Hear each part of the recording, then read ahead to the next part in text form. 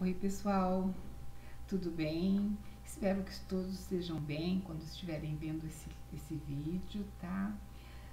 Como a gente está numa semana, um mês muito importante, um mês da nossa pátria, um mês em que a gente comemora 200 anos da independência do Brasil, me veio uma inspiração de fazer uma preleção em cima deste livro, que é simplesmente maravilhoso.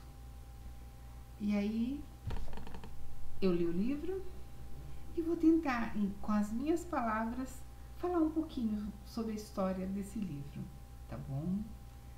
Mas antes vamos fechar nossos olhos e agradecer a Deus a oportunidade da vida, pedindo ao Mestre Jesus que nos envolva, que possamos sentir o teu carinho, Mestre, que possamos ter a certeza que o teu amor pode transformar, nos transformando em seres melhores, em seres humanos mais completos.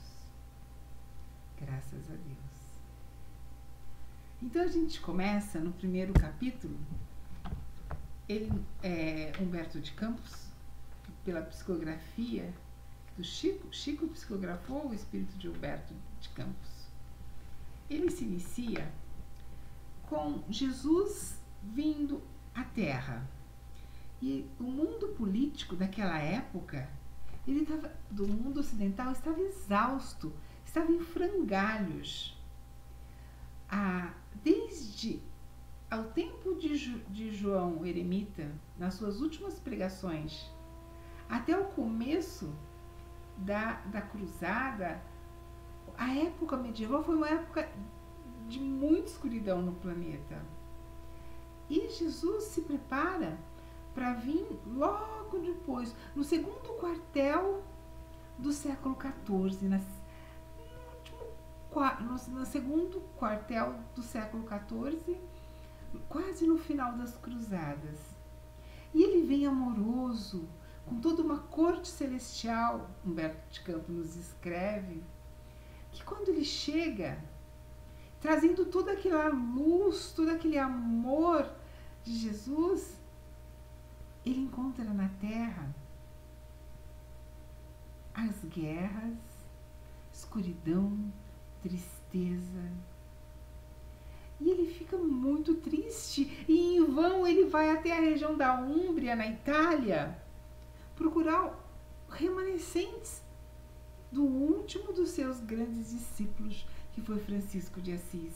E ele percebe que de tudo aquilo que Francisco de Assis nos deixou, só sobraram os protocolos prontos. Que a politicagem, que a ânsia pelo poder havia transformado todo o nosso planeta. E ele, muito triste, nos fala, ele chama um dos seus emissários: meu coração se enche de profunda amargura, vendo a incompreensão dos homens no que se refere a lições do meu evangelho. Por toda parte, só há lutas e guerras. É como se um povo de infinitos tentáculos destruísse todas as esperanças. Recomendei que se amassem como irmãos, mas o que vejo são um matando o outro, aniquilando-se como verdadeiros Caíns desvairados. Eliú, quando ouviu aquilo, ele ficou assustado. E ele replicou, falou: mestre, mas todo esse movimento, Senhor, intensificou as relações entre os povos, aproximou o Oriente do Ocidente, e aprendendo assim lições de solidariedade. As novas utilidades foram descobertas no dia a dia e o comércio progrediu. Sobretudo, a gente deve considerar, Jesus amado, que os príncipes cristãos, eles empreenderam a iniciativa de traçar uma guerra para guardar as paisagens deliciosas dos lugares santos. E Jesus responde: mas qual lugar da terra não é santo? Em toda parte do mundo, por mais longe que seja, paira as bênçãos de Deus. E Jesus, muito triste, diz: eu preferia que Saladino dominasse toda a Palestina pela eternidade, a que caísse um fio de cabelo de um soldado em meu nome. Por meu nome, por minha causa. A minha causa é de amor e fraternidade universal. E Jesus, como se estivesse prevendo o futuro, e ele continua e fala: infelizmente não vejo outro caminho senão o sofrimento para modificar essa situação desoladora do momento. Após os feudos de agora, seguir-se-ão as coroas poderosas e depois a concentração de autoridades e poderes. Serão embates e ambições enormes, carnificina em cima da inveja e a predominância do mais forte. E Eliú, meio que perdido, né, falou assim: mas mestre, infelizmente o velho continente se perdeu, então terá que pagar pelo seu egoísmo, pela sua ambição. Mas por que não procura nas terras novas, além dos oceanos, almas puras que esperam por seus ensinamentos? Senhor, existe um continente que espera pelos teus ensinamentos. Futuramente, esse continente passou a se chamar América. O Senhor abençoou aquelas matas misteriosas. Quando eles chegaram lá, as aves cantavam, os perfumes da floresta invadiam todo. O mestre ficou encantado. E toda aquela corte celestial de Jesus encheu-se de esperança. O mestre emocionou-se ao ponto de abençoar tudo. E ele pergunta: Eliú, onde fica essa terra? Esse recanto planetário, da qual se enxerga no infinito o símbolo da redenção humana. O Cruzeiro do Sul. Esse lugar de doce encantos, mestre, de onde se vêem no mundo homenagens dos céus ao vosso martírio na terra, fica mais ao sul. Então Jesus exclama: para essa terra maravilhosa e bendita será transplantada a árvore do meu evangelho de piedade e amor. E tu, Eliú, corporificarás na terra, no seio do povo mais pobre e trabalhador do Ocidente. Instalaremos aqui uma tenda de trabalho para a nação mais humilde da Europa.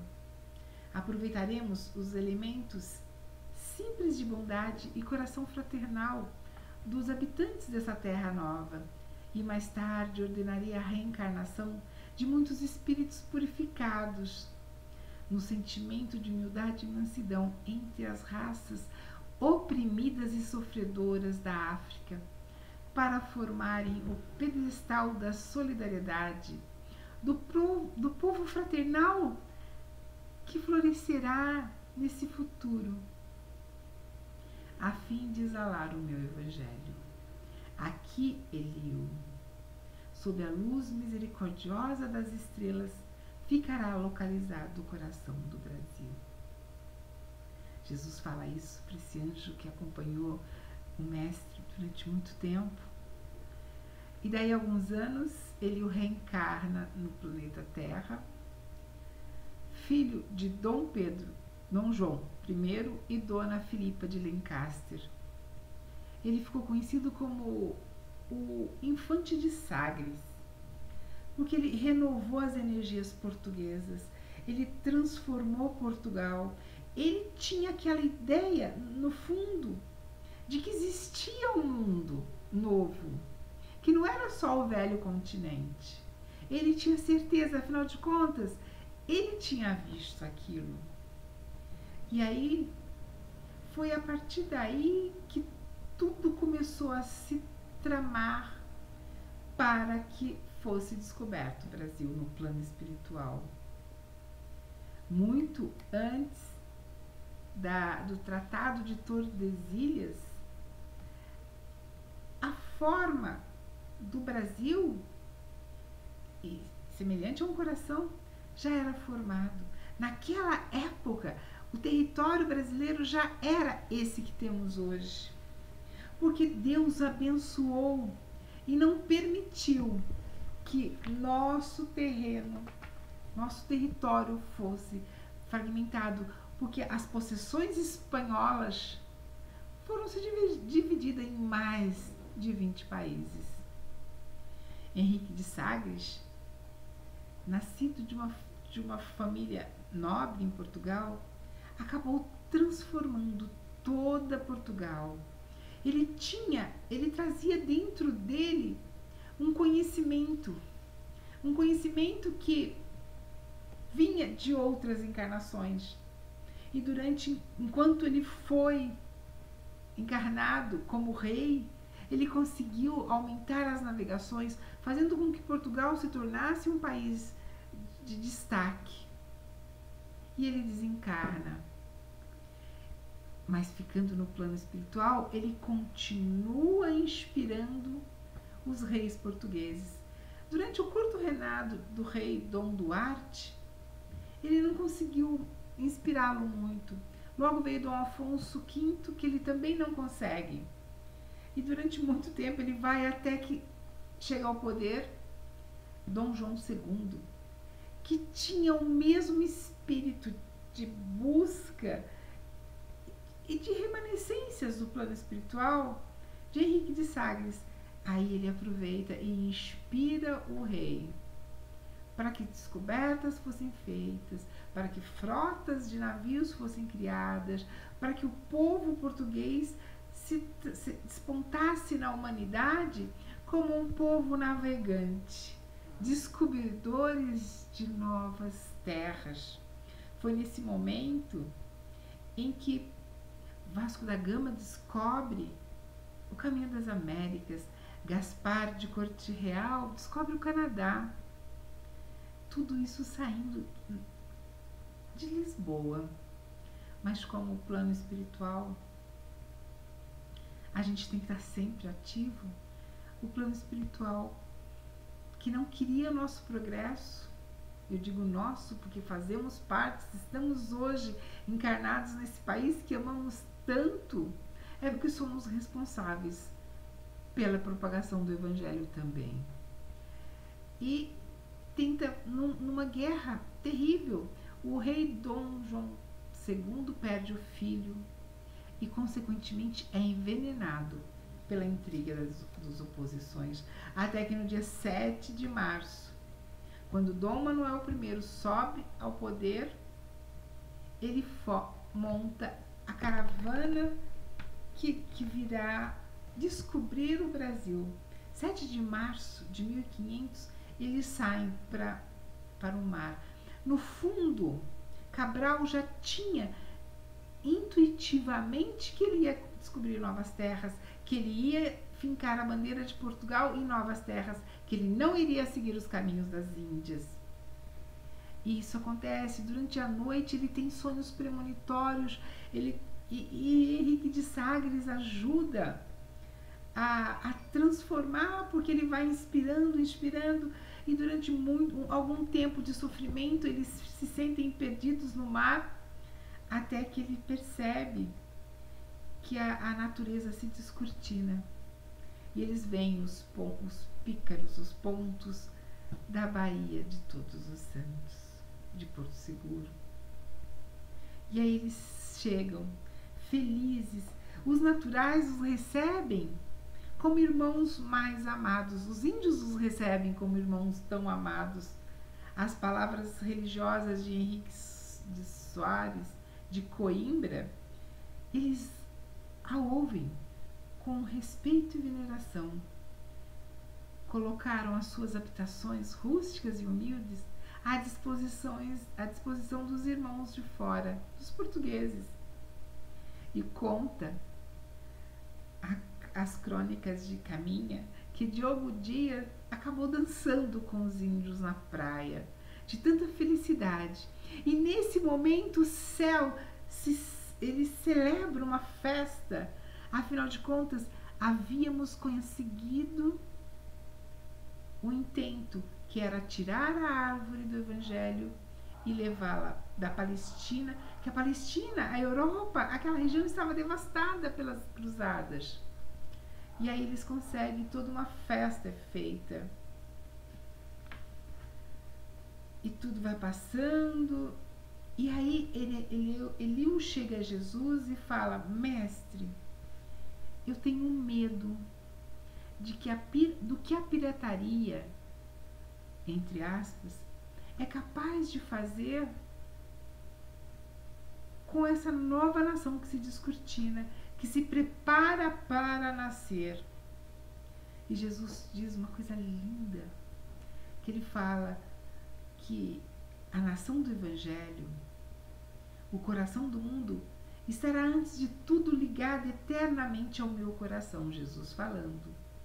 As injunções políticas terão nela atividade secundária, porque acima de todas as coisas, no seu solo santificado e exuberante, estará o símbolo da fraternidade universal, unindo todos os espíritos. Antes de estar com os homens, é o meu coração que ela está ligada para sempre. O Brasil está ligado ao coração de Jesus. Ele escolheu isso. E Jesus tranquiliza Eliú e diz que, para ele ficar tranquilo, porque todas as concessões espanholas iriam se fragmentar. O próprio Estados Unidos, ele não, quando teve a sua independência, ele não estava como está agora. Ele foi aos poucos, através de guerras, conseguindo. Somente o Brasil, o coração geográfico da orbe, não pode ser fragmentado jamais, porque está intimamente ligado ao coração de Jesus. E todos os espíritos felizes, comemorando, celebrando o acontecimento de ter se instalado antes da descoberta do Brasil, já se estava instalado uma tenda de trabalho para a espiritualidade. Então ouvia-se ecoar de longe os cânticos da Galileia, já nas terras brasileiras. Percebia-se como toda aquela atmosfera abençoada da antiga Galileia havia se transplantado para o Brasil. E durante a festa, Jesus chega amorosamente, se ajoelha aos pés do anjo de Ismael, e diz a ele: Ismael, manda meu coração que doravante sejas o zelador dos patrimônios imortais da terra do cruzeiro. Recebe nos teus braços de trabalhador devotado da minha seara, como eu recebi no coração, obedecendo às sagradas inspirações do nosso Pai. Inicia desde já a construção da pátria do meu ensinamento. Ela será doce, lembrando as paisagens dilatadas de Tiberíades, da região onde Jesus começou a sua grande missão. Abrirás para a humanidade dos séculos futuros novos caminhos. Ismael recebe uma bandeira que ele entrega, que ele diz: receba o lábaro bendito das mãos compassivas do Senhor. E quando ele começa a mexer a bandeira era branca. Começa a aparecer escrito Deus, Cristo e Caridade, que são os lemas da bandeira que está na mão de Ismael. São os nossos lemas: Deus, Cristo, caridade. Esse é o caminho. E os emissários de Deus então descem à terra, onde estabeleceram suas oficinas, os exércitos dos seres redimidos, iluminados, preparando para o porvir, né? E nessa mesma hora a frota de Cabral foge às águas verdes e fardas da Baía de Porto Seguro. Ele voltava para Portugal. Na praia, ficaram chorando desesperadamente 2 dos degredados, dos 20 párias sociais que o rei Dom Manuel I destinava ao exílio. Quando vieram as caravelas, Dom Manuel sabia que eles iam descobrir o Brasil, porque intuitivamente eles já sabiam. E eles haviam mandado, isso aconteceu no começo, eles punham pessoas degredadas, párias sociais, criminosos contra a coroa, eram mandados para o exílio. E mandaram 20. E 2 deles ficaram chorando na praia. Os homens distantes do mar olhavam aquela paisagem exuberante, enquanto os 2 choravam sem consolo e sem esperança. Os indígenas amáveis e fraternos abrem os braços e seus corações rudes e simples, que desabrochavam flores, indo de encontro à amargura daqueles 2 amigos.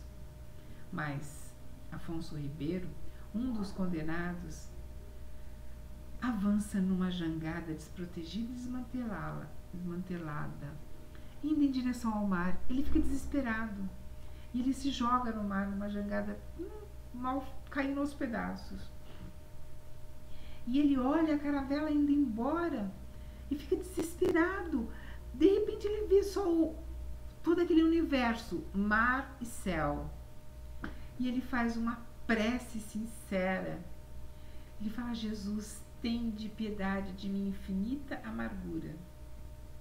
Enviai-me a morte ao meu espírito desterrado. Sou inocente, Senhor, e padeço da tirania e da injustiça dos homens. Mas se a traição e a covardia me arrebataram da pátria, afastando dos meus olhos as paisagens queridas e os afetos mais santos do coração, essas mesmas calúnias não me separam da vossa misericórdia. E depois dessa prece sentida, nesse instante, o pobre exilado sente crescer nele uma energia boa, uma luz estranha que nasce no seu âmago, e uma esperança nova se aporta dentro dele. E todas as suas fibras se transformam, e como um delicado milagre, a jangada volta para a praia. Uma força misteriosa conduz à terra, onde seu coração encontrará uma nova família. Ismael havia realizado seu primeiro feito nas terras de Santa Cruz, trazendo um náufrago inocente para a base da sociedade fraterna do porvir. Ele obedece às sagradas determinações de Jesus. Primeiramente, surgiu os índios, que eram simples de coração. Em segundo lugar, chegaram os sedentos de justiça divina, os portugueses degredados.